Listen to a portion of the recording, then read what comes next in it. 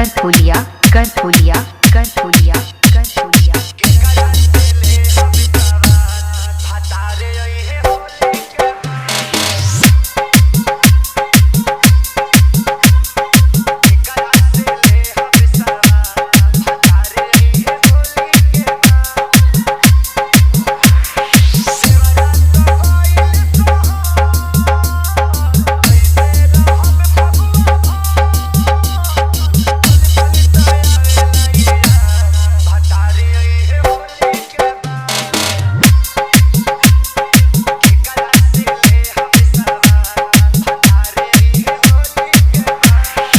राज बाबू राज बाबू राज बाबू राज बाबू राज बाबू। करथोलिया करथोलिया करथोलिया करथोलिया करथोलिया।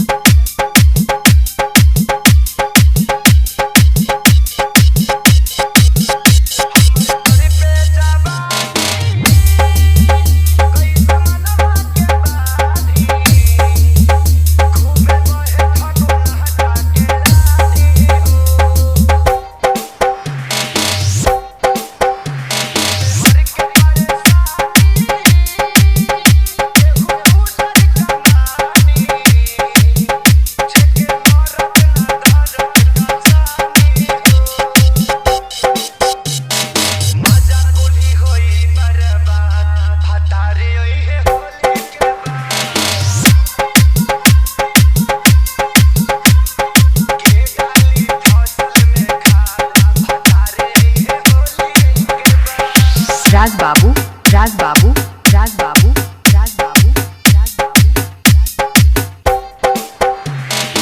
करथोलिया करथोलिया करथोलिया करथोलिया।